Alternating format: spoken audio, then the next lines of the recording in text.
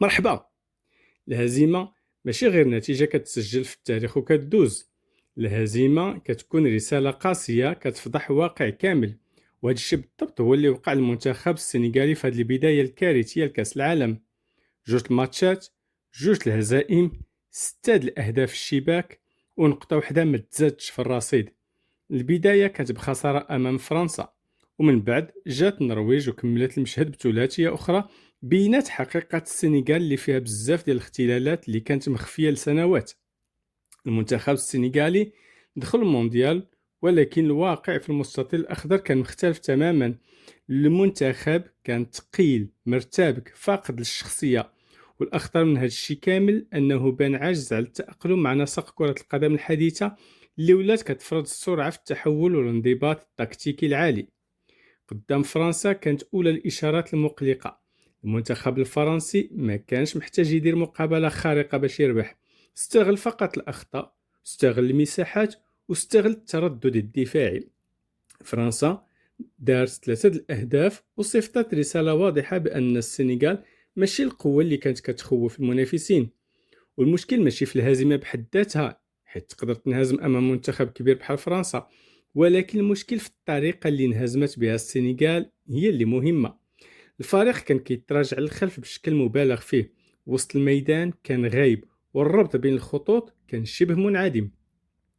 اللي وقع أمام النرويج كان أخطر، حيث كان مفروض على السنغال ترد الاعتبار وتصحح الأخطاء. بلاصة هذا الشيء شفنا نفس المشاكل وربما بشكل أكبر. النرويج ما عندهاش التاريخ ديال فرنسا، ولكن عندها مشروع واضح، وعندها لاعبين كيعرفوا شنو باغيين يديروا فوق الملعب. هالاند عطى درس جديد في كيفاش المهاجم الكبير كيستغل أنصاف الفرص. 2 أهداف رفعوا رصيده التهديفي، وأكد أن النجم الحقيقي ما كيحتاجش عشرات الفرص باش يسجل، بينما دفاع السنغال كان كيتفرج أكثر مما كان كيدافع. هذه الثنائية ديال هالاند ما كانتش مجرد لحظة فردية، بل كانت نتيجة عمل جماعي نرويجي منظم. مارتن أوديغارد كان كيوزع اللعب بالثقة، واللاعبين النرويجيين كانوا كيتحركوا كوحدة واحدة. بالمقابل السنغال بدات كتفقد التوازن مع كل دقيقة كدوز. الأخطاء الفردية ولات كتعاود، التمركز الدفاعي كان كارثي، وحتى في الحالات اللي حاول فيها المنتخب يرجع في النتيجة كان كيبان أن الرجوع صعيب عليهم. اللي كيطرح علامة استفهام كبيرة هو أن السنغال عندها أسماء معروفة في الدوريات الأوروبية، ماشي منتخب فقير من ناحية المواهب. عندك لاعبين كيمارسوا في مستويات عالية، وعندك تجربة تراكمات عبر السنوات. إذا فين كاين الخلل؟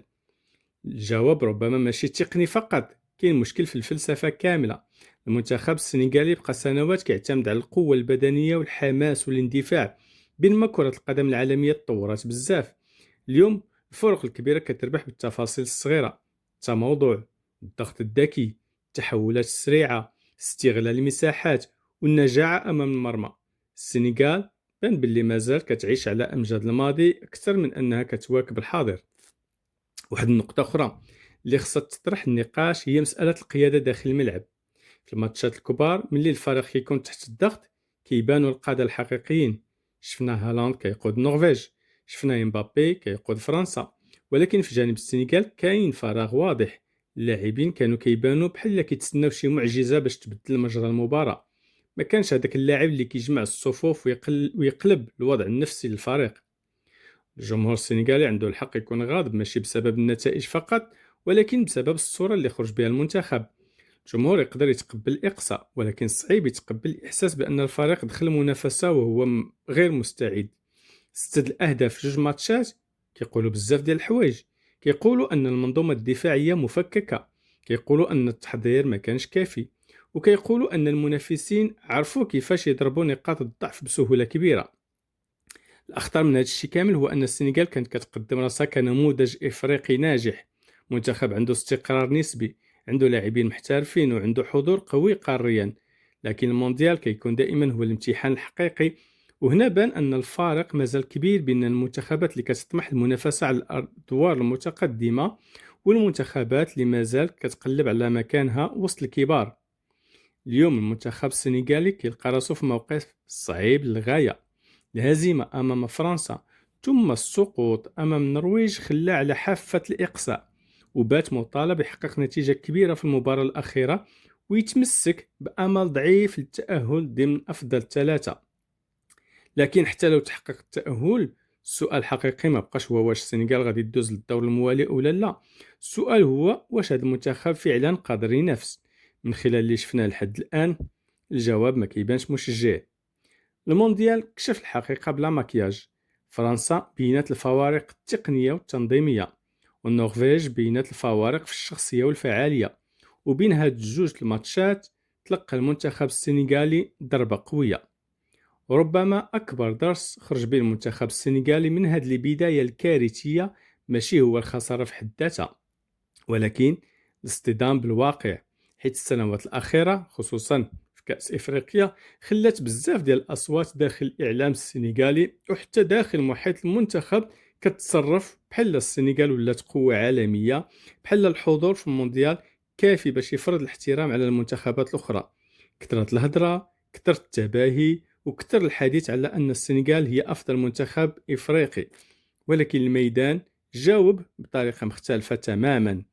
كأس العالم ما كيعترفش بالتصريحات ولا بالشعارات، كيعترف فقط بالمردود ديالك فوق أرض الملعب. وهذا الشيء اللي وقع أمام فرنسا ومن بعد أمام النرويج. منتخبان مختلفان في الأسلوب ولكن بنفس النتيجة تقريبا. تفوق واضح على السنغال واستغلال صارخ لنقاط الضعف ديالها. 6 الأهداف دخلت في شباك أسود التيرانغا خلال 2 ماتشات فقط. وهنا خاص الجميع يوقف ويطرح السؤال الحقيقي: واش كنا فعلا أمام منتخب عالمي كما كان البعض كيروج، ولا أمام منتخب تم تضخيم الصورة ديالو أكثر من اللازم؟ هاد الجوج الهزائم عندهم جانب إيجابي واحد، وهو أنهم غادي يفرضوا على المنتخب السنغالي يهبط رجليه للأرض ويرجع يشوف راسو بعينين أكثر واقعية. حيث أكبر خطر على أي منتخب ماشي هو الهزيمة، وإنما هو الغرور. اليوم ومن بعد هاد 2 تصرفيقات ما بقى حتى مبرر للهروب من الحقيقة. الحقيقة هي أن السنغال مازال بعيد على مصاف المنتخبات المرشحة فعلا للمنافسة على الأدوار النهائية في المونديال. عندها مواهب، عندها أسماء، وعندها إمكانيات محترمة، ولكن عندها كذلك نواقص كبيرة في الجانب التكتيكي والتنظيمي والذهني. ربما يكون هذا المونديال قاسي على الجماهير السنغالية، لكن أحيانا الصدمات كتكون ضرورية باش يسكت الضجيج ديال كثرة الهضرة. والأكيد أن السنغال خاصها تخرج من هذه التجربة بدرس واضح. الطريق ما كتبناش بالشفاوي والهضرة في وسائل الإعلام، ولكن بالتواضع، بالعمل، وبالقدرة على مراجعة الذات كلما بانت الحقيقة فوق أرضية الميدان. وهذه الحقيقة للأسف بالنسبة للسنغاليين جات قاسية جدا في هذا المونديال. تبارك الله عليكم.